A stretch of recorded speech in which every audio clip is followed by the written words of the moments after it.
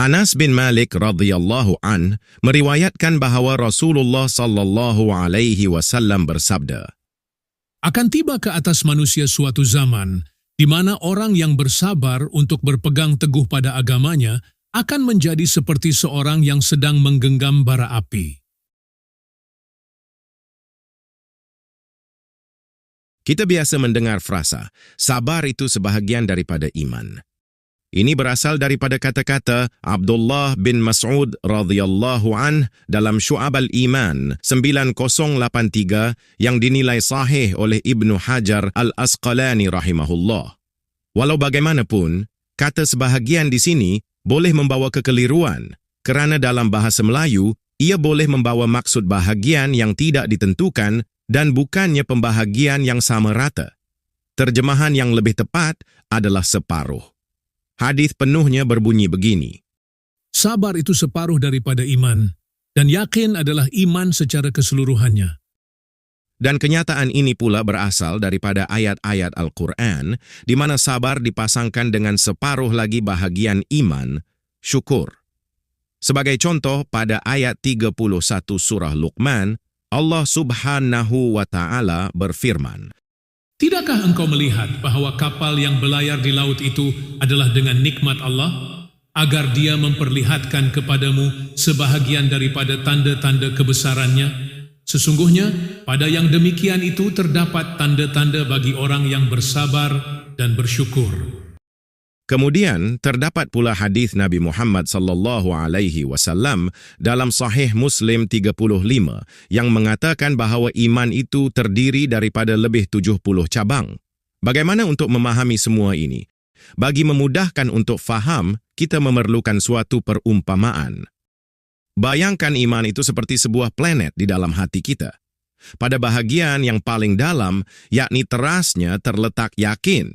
Tanpa sepenuh keyakinan, planet iman tidak akan wujud. Mengelilingi teras ini pula adalah mantelnya yang mewakili sabar dan syukur, yang membentuk asas yang mendukung iman. Akhir sekali, pada bahagian kerak atau permukaannya, 70 lebih cabang iman itu berteibaran, yang terzahir dalam pelbagai aspek keimanan dan amalan. Dari sini, kita mula memahami betapa pentingnya sabar dalam menjalani kehidupan beragama. Tanpa sabar, kesempurnaan iman tidak akan tercapai. Malah, sabar adalah sifat mulia yang diletakkan pada kedudukan yang sangat tinggi sebagaimana pengisytiharan Allah Azza wa Jal dalam ayat 10 surah Az-Zumar. Hanya orang yang bersabar sahaja yang akan disempurnakan ganjarannya tanpa batas.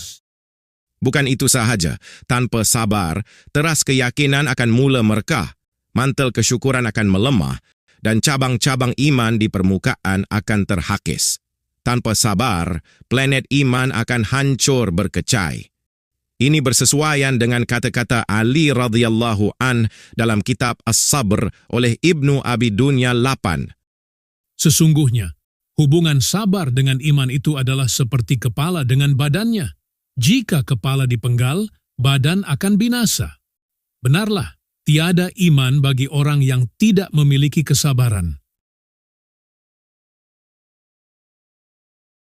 Sebelum mendalami hadis tentang sabar seperti menggenggam bara api, kita mestilah benar-benar memahami makna sabar terlebih dahulu.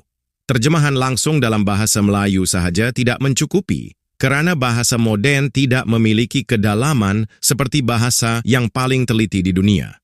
Seperti keterangan ayat 2 surah Yusuf, inilah sebabnya mengapa Al-Quran diturunkan dalam bahasa Arab klasik, agar kita dapat memahami istilahnya dengan mendalam dan mengamalkannya dengan betul dalam kehidupan.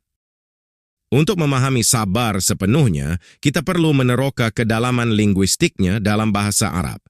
Tidak seperti kebanyakan bahasa lain, di mana perkataan dibentuk dengan gabungan huruf dan diubah suai melalui awalan serta akhiran, bahasa Arab klasik dibina daripada akar trilateral, 3 huruf dasar yang menghasilkan pelbagai perkataan yang saling berkaitan, dengan masing-masing membawa maknanya yang tersendiri. Sebagai contoh, perkataan sabr berasal daripada akar sadbara. Setiap huruf membawa makna, di mana sad menunjukkan kekonsistenan atau keseragaman, ba mewakili perantara atau penyampaian, dan ra menandakan perintah atau kawalan. Apabila digabungkan, ia membawa erti kekonsistenan yang membawa kawalan, suatu intipati kesabaran. Kedalaman makna sebegini tiada tandingannya dalam mana-mana bahasa lain. Bahasa Arab adalah bahasa yang jelas dan nyata, yang berakar umbi pada senario sebenar yang dapat diperhatikan. Tidak seperti kebanyakan bahasa lain yang bergantung pada makna abstrak, perkataan dalam bahasa Arab mengungkap makna secara terang benderang. Satu perkataan sahaja boleh merangkum gambaran keseluruhan, memaparkan lapisan visual yang sukar disampaikan dalam bahasa lain. Perkataan sabr adalah contoh yang jelas. Antara perkataan yang terbit daripada akar trilateralnya adalah sabura, sistem ballast, di mana batu-batu berat diletakkan di bawah dek kapal layar Arab purba untuk mengekalkan keseimbangan ketika menghadapi ombak besar.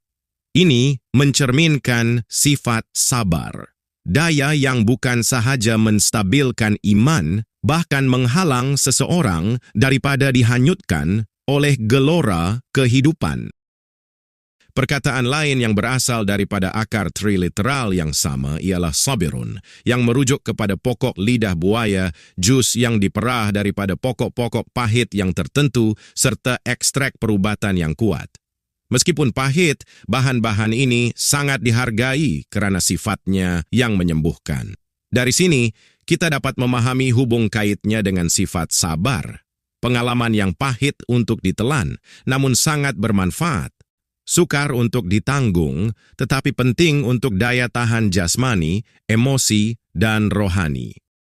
Selain itu, sabratun, yang bermaksud batu atau besi yang kuat, menggambarkan daya tahan yang terhasil daripada pengamalan sabar.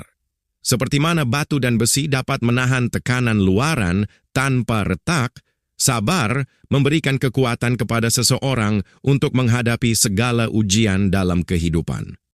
Setiap ujian yang dilalui akan membuatkan diri semakin kental, seperti logam yang ditempa dengan api. Semakin banyak cabaran yang dihadapi, akan semakin mendalam kebijaksanaannya dan semakin teguhlah ketabahannya dalam menghadapi cubaan yang mendatang.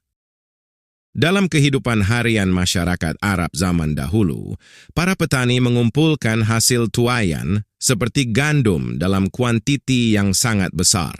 Jumlahnya begitu banyak sehingga timbunan itu dibiarkan tanpa disukat atau ditimbang, membentuk longgokan tinggi yang dikenali sebagai subratun. Istilah ini melambangkan keluasan dan kelimpahan, seperti ganjaran sabar yang tiada batasan, sebagaimana yang telah disebut pada ayat 10 surah Az-Zumar sebelum ini. Sesungguhnya kesusahan dalam kesabaran itu benar-benar berbaloi untuk ditanggung. Menyimpulkan bahagian ini, haiwan ternakan seperti kambing, biri-biri, dan unta yang secara nalurinya pulang kepada pemiliknya menjelang senja, melalui jalan yang biasa dilaluinya, dirujuk sebagai asbira. Ini adalah refleksi ketaatan yang ada pada sifat sabar. Sebagaimana haiwan-haiwan itu kembali tanpa ragu kepada tuannya, hamba-hamba Allah yang taat tetap teguh berjalan di atas jalan lurus yang telah ditetapkan oleh pencipta mereka dan sentiasa kembali kepada panduannya. Sebagaimana seorang pemilik menyayangi haiwan ternakan yang setia kepadanya, Allah mencintai orang-orang yang bersabar, seperti firman-Nya pada ayat 146 surah Ali Imran. Dan Allah mencintai orang-orang yang bersabar. Bersambung ke bahagian kedua, insya Allah. Nantikan dengan sabar.